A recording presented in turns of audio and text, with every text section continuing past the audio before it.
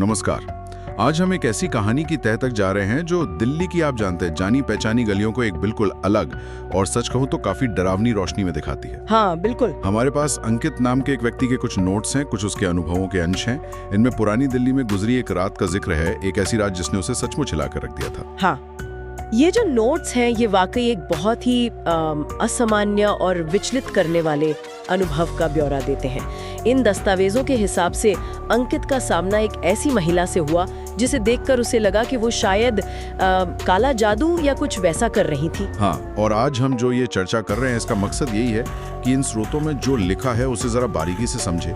हम देखेंगे कि पुरानी दिल्ली का जो माहौल है वो इस किस्से में क्या रोल निभाता है, काले जादू से जुड़े कौन से खास निशानों का जिक्र है इसमें, फिर ये घटना मतलब अपने चरम पर कैसे पहुंची और इसका अंत क्या हुआ, अगर हम उसे अंत कह सकते हैं, और उसके बाद क्या हुआ करेंगे।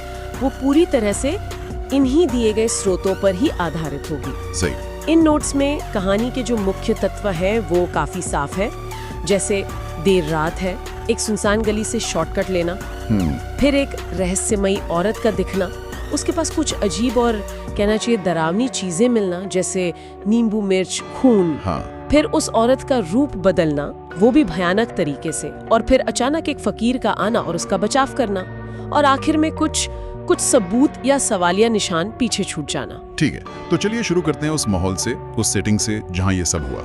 पुरानी दिल्ली, जैसा कि एक स्रोत हमें बताता है, दिन में तो ये जगह एकदम जिंदगी से भरी होती है ना। हाँ बिल्कुल। मेट्रो की भाग दौड़, चांदनी चौक का वो मशहूर बाजार, जामा मस्जिद के आसपास की रौनक, दिन में तो अलग ही दुनिया है। लेकिन रात होते ही खासकर वो इलाके जैसे कश्मीरी गेट और जामा मस्जिद के बीच की जो पुरानी तंग गलियां हैं, वो एक बिल्कुल अलग ही रूप ले लेती हैं, एकदम सन्नाटा। ये जो कॉन्ट्रास्ट है, दिन और रात का फर्क, ये इन नोट्स में बहुत अहमियत रखता है। सही कहा। एक तरफ तो वो मॉडर्न दिल्ली है जहां अंकित है, लाइब्रेरी में देर तक पढ़ रहा है, मेट्रो पकड़ने की सोच रहा है। हाँ। और दूसरी तरफ ये पुरानी दिल्ली जिसकी गलियां रात के अंधेरे में जैसे किसी और ही जमाने की लगती हैं। लिखा है कि अंकित कश्मीरी गेट मेट्रो स्टेशन से निकला तो पता चला कि आखिरी ट्रेन तो जा चुकी है। अच्छा।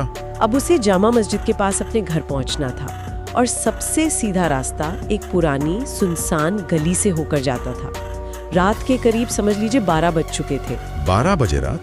और उस गली का माहौल कैसा बताया गया? नोट्स में लिखा है, पतली गली है, टेढ़ी मेढ़ी सी, दोनों तरफ पुरानी टूटी फूटी सी हवेलियां, कहीं कहीं दीवारें भी टूटी हुई हैं। कुछ बल्ब टिमटिमा रहे हैं लेकिन उनसे रोशनी कम और परछाइयां ज्यादा बन रही हैं। हर मोड़ पर एक अजीब सा अंधेरा है, और अंकित को अपने ही कदमों की आवाज ऐसी गूंजती हुई लग रही थी जैसे वो अकेला नहीं है, कोई पीछे चल रहा है। ओह, ये एहसास ही डरावना है। बिल्कुल। और ये सिर्फ एक गली की बात नहीं है। स्रोतों में इस बात पर जोर दिया गया है कि कश्मीरी गेट के आसपास का ये पूरा इलाका ही ऐसा है।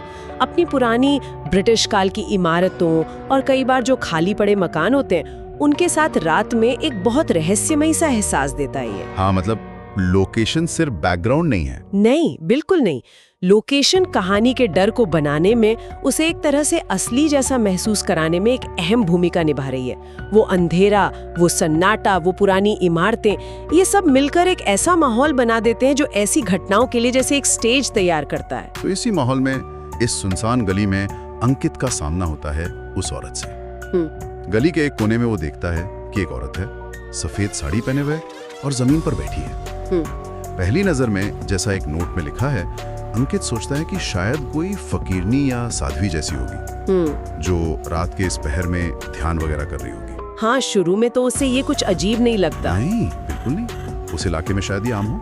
हाँ, शुरुआती धारणा तो यही थी, लेकिन ये धारणा बहुत जल्दी बदलने वाली थी। अंकित की नजर जब आसपास पड़ी चीजों पर पड़ी तो उसे कुछ ठीक नहीं लगा। क्या देखा उसने? वहाँ एक काले रंग का कपड़ा बिछा हुआ था, उस पर कुछ नींबू और हरी मिर्चें पड़ी थी। एक मिट्टी का मटका भी रखा था, और जमीन पर खून जैसे कुछ धब्बे दिख रहे थे। इन चीजों को देखकर उसका माथा ठनका।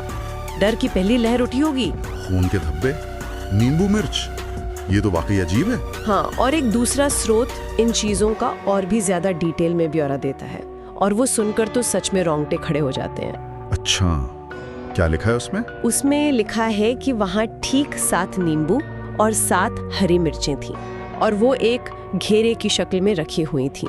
अक्सर कहते हैं कि इस तरह की चीजें या तो नजर उतारने के लिए होती हैं या फिर कुछ तांत्रिक क्रियाओं में इस्तेमाल होती हैं, यहाँ तक कि बलि से भी जोड़ी जाती हैं। 7 नींबू 7 मिर्च एक घेरे में, ये तो किसी विधि विधान जैसा लग रहा है। बिल्कुल, और वो काला कपड़ा, उस पर लाल सिंदूर से कुछ अजीब से निशान बने हुए थे। एक 3 कोनों वाला चिन्ह था और एक तिलक जैसा निशान भी था। सिंदूर से निशान काले कपड़े पर? हाँ, स्रोत बताते हैं कि तंत्र विद्या में ऐसे चिन्हों का इस्तेमाल कभी कभी आत्माओं को बुलाने या फिर किसी को वश में करने के लिए, मतलब वशीकरण के लिए किया जाता है। अब ये चीजें सिर्फ अजीब नहीं लग रही थी, ये डरावनी लग रही थी। बिल्कुल, ये महज संयोग तो नहीं हो सकता। और फिर वो मिट्टी का मटका, नोट्स के मुताबिक उससे एक अजीब सी, जैसे कोई चीज सड़ रही हो वैसी बदबू आ रही थी, और उसके अंदर झांकने पर खून जैसे गहरे लाल दाग दिख रहे थे। उफ। इन स्रोतों में बताया गया है कि काले जादू की कुछ प्रथाओं में ऐसे मटकों का इस्तेमाल किसी आत्मा या जान को पकड़ने या बांधने के लिए करते हैं। किसी की जान बांधने के लिए? ये तो बहुत भयानक है। और शायद सबसे ज्यादा विचलित करने वाला जो दृश्य था वो था पास में पड़ा एक कबूतर का मरा हुआ शरीर। उसकी गर्दन अजीब तरह से मुड़ी हुई थी और पंख गीले थे, जैसे उसे अभी अभी मारा गया हो। ये साफ तौर पर किसी बलि का हिस्सा लग रहा था। कबूतर की बलि? हाँ, और साथ ही एक छोटी सी थाली में कुछ जमा हुआ खून भी रखा हुआ था। तो अब तस्वीर बिल्कुल साफ हो रही थी। ये कोई बिखरा हुआ सामान नहीं था जैसा वर्णन किया गया है। ये किसी काले जादू या तंत्र साधना के बहुत ही स्पष्ट संकेत थे। हाँ, अब अंकित का डर सिर्फ अंधेरे या अकेलेपन का नहीं रहा होगा, ये एक ज्यादा गहरे अनजाने खौफ में बदल चुका था। और इसी वक्त जैसा बताया गया है, अंकित ने उस औरत पर ध्यान दिया। वो सिर्फ बैठी नहीं थी, उसके होंठ धीरे धीरे हिल रहे थे, जैसे वो कोई मंत्र बुदबुदा रही हो। मंत्र? हाँ। अंकित ने थोड़ा कान लगाकर सुनने की कोशिश की तो उसे कुछ शब्द सुनाई दिए, कुछ ऐसे, ओम काली काली रक्त दे बलि दे। बाप रे। और आवाज कैसी थी? आवाज का वर्णन भी बहुत अजीब है इन नोट्स में। लिखा है कि आवाज पूरी तरह से इंसानी नहीं लग रही थी। मतलब? ऐसा लग रहा था जैसे 2 अलग अलग लोग, शायद एक मर्द और एक औरत, या कोई और ही चीज एक साथ बोल रहे हो। आवाज धीमी थी, फुसफुसाहट जैसी, लेकिन उसमें एक गहराई थी, एक खौफ था जो हड्डियों तक कंपन पैदा कर दे। ये आवाज का दोहरापन, उसका अप्राकृतिक होना, ये उस अलौकिक या कहें पैरानॉर्मल एलिमेंट को और पुख्ता करता है। ये इशारा है कि यहाँ कुछ भी सामान्य नहीं हो रहा है। बिल्कुल। और फिर बिना किसी चेतावनी के उस औरत ने अपना सिर उठाया और सीधे अंकित की तरफ देखा। ओह, दिल दहला देने वाला है। उसकी आंखें पूरी तरह खून की तरह लाल थी। लाल आंखें? हाँ, और आंखों का जो सफेद हिस्सा होता है ना, वो हिस्सा पूरी तरह काला पड़ चुका था, जैसे जलकर राख हो गया हो, और उसके होठों पर ताजे खून की बूंदें चिपकी हुई थी। ये विवरण ये तो किसी अमानवीय या पैशाचिक रूप की तरफ इशारा कर रहे हैं। लाल आंखें, आंखों का सफेद हिस्सा काला हो जाना, ये अक्सर हम उन कहानियों में सुनते हैं जो बुरी शक्तियों या किसी के कब्जे में होने से जुड़ी होती हैं। और बात यही खत्म नहीं होती। एक स्रोत में यह भी लिखा है कि उसका चेहरा स्थिर नहीं था, वो लगातार बदल रहा था। बदल रहा था? कैसे? पल भर में वो एक भयानक बूढ़ी औरत दिखती, जिसके दांत गिर चुके हों, चेहरे पर गहरी झुर्रियां हों। अगले ही पल वो एक जवान लड़की बन जाती, जिसके गालों पर अजीब सी चमक और आंखों में एक शैतानी सी शरारत होती। एक ही औरत, 2 अलग रूप? और कभी-कभी तो उसका चेहरा जैसे गायब ही हो जाता था, सिर्फ एक अंधेरा सा साया रह जाता, जिसमें वो 2 दहकती हुई लाल आंखें तैरती हुई दिखती। चेहरे का ये लगातार बदलना, इसे शेप शिफ्टिंग कह सकते हैं। ये लोक कथाओं और डरावनी कहानियों में अक्सर मिलता है। ये अस्थिरता, पहचान का मिट जाना, ये देखने वाले के मन में बहुत गहरा मनोवैज्ञानिक डर पैदा करता है। आप समझ ही नहीं पाते कि आप आखिर किसका सामना कर रहे हैं। जाहिर है अंकित तो बुरी तरह डर गया होगा। उसने भागने की पूरी कोशिश की होगी, लेकिन जैसा नोट्स बताते हैं, उसके पैर जैसे जमीन में गड़ गए थे। वो हिल नहीं पा रहा था, जैसे लकवा मार गया हो। हाँ बिल्कुल। उसने चीखने की कोशिश की, मदद के लिए पुकारना चाहा, पर उसके गले से आवाज ही नहीं निकली। वो पूरी तरह असहाय महसूस कर रहा था, एकदम लाचार। ये जो लकवाग्रस्त हो जाना है या आवाज का बंद हो जाना, ये भी तीव्र डर या ऐसे अलौकिक हमलों से जुड़े अनुभवों में अक्सर बताया जाता है। ये शारीरिक और मानसिक रूप से अपना काबू खो देने की चरम स्थिति होती है। औरत अब धीरे धीरे खड़ी हुई और अंकित की तरफ बढ़ने लगी। उसने अपना एक हाथ आगे बढ़ाया। उसकी उंगलियों पर मिट्टी और शायद खून लगा हुआ था। ओहो। उसने जमीन पर झुककर उसी काले कपड़े के पास एक काला सा तिलक या निशान बनाया। फिर उसने सीधे अंकित की आंखों में देखा और कहा, और ये शब्द अंकित के कानों में जैसे गूंज गए, तू आ गया, मेरा काम अब पूरा होगा। मेरा काम अब पूरा होगा। और आवाज कैसी थी इस बार? नोट्स में उसकी आवाज का फिर से जिक्र है। इस बार वो एक खोखली गड़गड़ाहट जैसी थी, जैसे किसी गहरी कब्र के अंदर से आ रही हो। उसमें कोई इंसानी एहसास नहीं था, बस एक मकसद। ये तो बहुत ही ज्यादा डरावना है। अंकित को ऐसा लगा जैसे उसका चेहरा, उसकी पहचान, उसकी जान, सब कुछ उस काले तिलक में खींचा जा रहा है। औरत और करीब आ गई। उसकी सांसों से खून और गीली मिट्टी की मिलीजुली तेज बदबू आ रही थी। उफ! उसने अपनी उंगली उठाई सीधे अंकित के माथे की तरफ, वो काला तिलक लगाने के लिए। अंकित को पूरा यकीन हो गया कि बस यही उसका अंत है, उसकी बलि चढ़ाई जाने वाली है। ये कहानी का चरम बिंदु था, डर और बेबसी की इंतहा। या जब अंकित को लगा कि अब बचने का कोई रास्ता नहीं है, सब खत्म होने वाला है, कहानी एक बहुत ही नाटकीय मोड़ लेती है। ठीक उसी वक्त, जैसा एक स्रोत विस्तार से बताता है, गली के दूसरे सिरे से अचानक एक हल्की सी पीली सी रोशनी चमकी। रोशनी? कहां से? पता नहीं, बस रोशनी चमकी और उस रोशनी में से एक बूढ़े फकीर प्रकट हुए। उनका हुलिया भी नोट्स में लिखा है। दुबला पतला शरीर, जिस पर एक मैला सा सफेद कुर्ता था, हाथ में एक पुरानी सी रुद्राक्ष की माला थी और एक छोटा सा पीतल का लोटा भी था जिसमें शायद गंगा जल था। एक फकीर उस वक्त उस जगह पर, ये तो बहुत ही रहस्यमयी है। बिल्कुल, उनकी मौजूदगी शांत थी, लेकिन उनके आसपास एक अजीब सी शक्ति का एहसास हो रहा था। उन्होंने अंकित की तरफ देखा और उनकी आवाज शांत मगर दमदार गली के सन्नाटे में गूंजी। उन्होंने कहा, बेटा घबरा मत, भगवान का नाम ले, सच्चे दिल से ले, सिर्फ वही तुझे इस बला से बचा सकते हैं। भगवान का नाम ले। अंकित, जो अब तक हिल भी नहीं पा रहा था, उसने बड़ी मुश्किल से अपने सूखे होठों को हिलाया और जबान से निकला, ओम नमः शिवाय। आवाज बहुत धीमी थी, कांप रही थी। लेकिन यहाँ ध्यान देने वाली बात यह है कि इस मंत्र का असर फौरन हुआ। जैसा कि स्रोत वर्णन करते हैं, जैसे ही अंकित ने ये शब्द कहे, वो औरत जोर से चीखी। हाँ, उसकी चीख किसी धातु के रगड़ने जैसी भयानक थी और वो एक कदम पीछे हट गई। फकीर ने अंकित को हिम्मत दी, कहा, और जोर से बोल बेटा, पूरे मन से नाम जप। अंकित ने फिर से कहा होगा, ओम नमः शिवाय, इस बार शायद थोड़ी ज्यादा हिम्मत से। बिल्कुल, और हर बार जब अंकित भगवान शिव का नाम लेता, उस औरत पर उसका असर साफ दिख रहा था। उसका जो वो साये जैसा रूप था, वो सिकुड़ने लगा, छोटा होने लगा। हाँ, और उसके आसपास जमीन पर जो खून के धब्बे थे और वो काला तिलक जो उसने बनाया था, वो ऐसे सूखने लगे जैसे गरम तवे पर पानी की बूंदें गिरती हैं और फिर धुआं बनकर उड़ गए। ये तो बिल्कुल किसी फिल्म जैसा सीन लग रहा है। हाँ, वर्णन काफी नाटकीय है। इसके बाद फकीर ने अपने लोटे में से वो पानी निकाला जिसे गंगा जल बताया गया है और उस औरत की दिशा में छिड़का। गंगा जल छिड़का? हाँ। स्रोत बताते हैं कि जैसे ही पानी की बूंदें उस औरत पर पड़ी, उसकी आंखें जो पहले भयानक काली हो गई थी, वो वापस सफेद हो गईं, अपनी सामान्य स्थिति में आ गईं। अच्छा। उसने एक आखिरी दिल चीर देने वाली चीख मारी और फिर उसका पूरा शरीर जैसे धुआं बनकर हवा में घुल गया।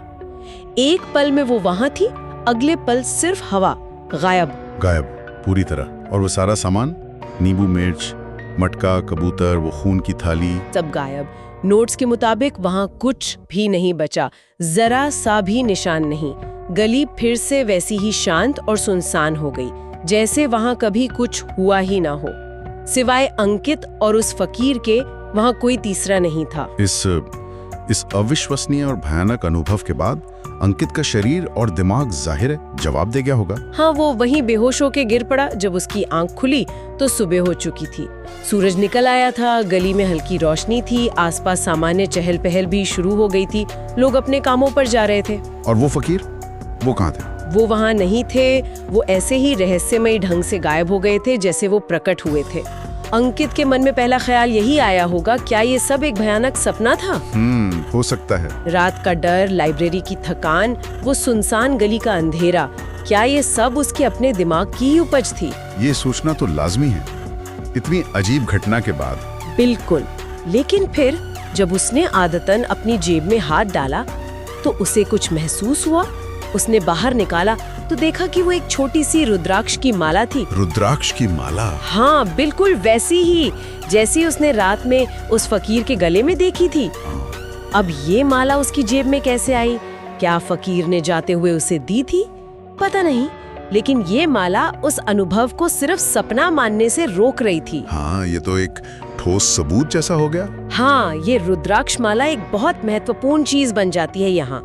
ये उस रात की घटना का एक भौतिक सबूत है, एक ठोस चीज जो उस अविश्वसनीय अनुभव को वास्तविकता से जोड़ती है, कम से कम अंकित के लिए तो जरूर। ये सवाल खड़ा करती है कि जो हुआ वो शायद सिर्फ उसके मन में नहीं था। तो उसने क्या किया? इसी कश्मकश में अंकित दिन के उजाले में हिम्मत करके उसी गली में वापस गया। वो देखना चाहता था कि क्या रात की घटना का कोई और निशान बाकी है या नहीं। और उसे कुछ मिला। दिन की रोशनी में गली बिल्कुल सामान्य लग रही थी। बच्चे खेल रहे थे, कुछ लोग कोने में चाय पी रहे थे। कोई डर या रहस्य का माहौल नहीं था।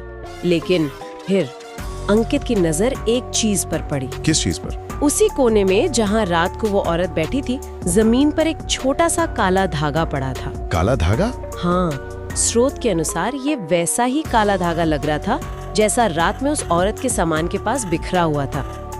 एक और सबूत या संयोग? कहना मुश्किल है।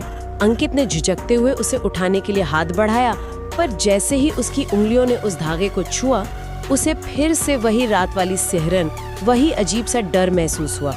उसने फौरन अपना हाथ पीछे खींच लिया और धागे को वहीं छोड़ दिया। वो तेजी से उस गली से बाहर निकल गया। नोट्स में लिखा है कि उस दिन के बाद अंकित फिर कभी उस गली से नहीं गुजरा, चाहे उसे कितना भी लंबा रास्ता क्यों न लेना पड़े। तो ये थी अंकित की कहानी, जैसा कि इन स्रोतों में बताई गई है। एक खौफनाक रात, काले जादू के वो कथित निशान, नींबू मिर्च, मटका, खून, बलि, वो बदलता हुआ चेहरा, फिर एक फकीर का रहस्यमय तरीके से आना और मंत्र और गंगा जल से बचाव करना, और अंत में पीछे छूटे दो निशान, एक रुद्राक्ष माला जेब में और एक काला धागा जमीन पर। हाँ, और अगर हम इसे थोड़ा बड़े दायरे में देखें तो ये कहानी कई दिलचस्प चीजों को छूती है। जैसे स्रोतों में पुरानी दिल्ली के माहौल का जिक्र है। ये दिखाता है कि कैसे हमारे आधुनिक शहरों के अंदर भी पुरानी मान्यताएं, लोक कथाएं और डर जिंदा रह सकते हैं, खासकर रात के अंधेरे में।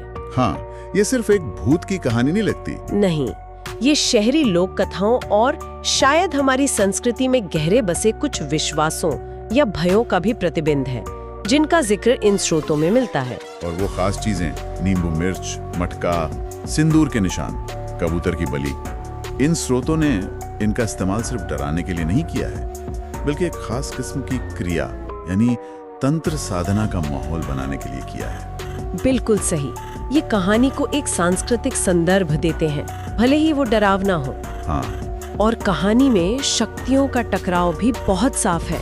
एक तरफ वो औरत है और उसकी कथित काली शक्तियाँ, दूसरी तरफ वो फकीर है जो दैवीय हस्तक्षेप या सकारात्मक आध्यात्मिक शक्ति का प्रतीक बनकर आते हैं। और उनका हथियार क्या है? भगवान का नाम यानी मंत्र और गंगा जल। हाँ, दोनों ही चीजें भारतीय संस्कृति में बहुत पवित्र और शक्तिशाली मानी जाती हैं। तो ये अच्छे और बुरे की, या कहें अंधेरे और उजाले की एक क्लासिक लड़ाई है, जिसे इन स्रोतों ने बड़े नाटकीय ढंग से पेश किया है। और वो रुद्राक्ष और काला धागा जो आखिर में रह जाते हैं, वो भी महत्वपूर्ण है ना? बिल्कुल, वो कहानी को पूरी तरह से खारिज करने से रोकते हैं, एक अनिश्चितता बनाए रखते हैं। क्या वो वाकई सबूत हैं या सिर्फ संयोग? स्रोत हमें इसका कोई सीधा जवाब नहीं देते। और यहाँ हम एक बार फिर ये साफ करना चाहेंगे कि हम केवल हमें दिए गए इन नोट्स और कहानी के अंशों में जो घटनाएं और विवरण हैं, उन्हें आप तक पहुँचा रहे हैं। हम किसी का पक्ष नहीं ले रहे हैं, ना ही हम इन घटनाओं की सच्चाई या झूठ पर कोई फैसला दे रहे हैं। हाँ, हमारा मकसद बस इन स्रोतों में दी गई जानकारी का विश्लेषण करना और उसे समझना है। बिल्कुल। तो इस पूरी चर्चा के बाद हम श्रोताओं के लिए एक सवाल छोड़ जाते हैं जो इन्हीं स्रोतों से उपजता है। अंकित के पास अब वो रुद्राक्ष माला है, उस रात की एक निशानी। इस तरह की कहानियों के तर्क के अनुसार डर और खौफ के सामने ऐसी वस्तुएं क्या मायने रखती हैं? ये एक अच्छा सवाल है। क्या ये सिर्फ एक याद दिलाने वाली चीज है, या उस अनुभव के बाद ये अंकित के लिए किसी तरह की सुरक्षा का प्रतीक बन गई है? और वो काला धागा, जिसे उसने छुआ तक नहीं। इस तरह के अनुभव से जुड़े जो नकारात्मक प्रतीक होते हैं वो किसी व्यक्ति की सोच और उसके आसपास की दुनिया को देखने के नजरिए को लंबे समय तक कैसे प्रभावित कर सकते हैं। ये सवाल हमें उस अनुभव के मनोवैज्ञानिक और शायद जैसा इन वर्णनों में दर्शाया गया है आध्यात्मिक प्रभाव पर सोचने को मजबूर करते हैं। इन्हीं सवालों के साथ आज की ये गहरी पड़ताल यहीं समाप्त होती है।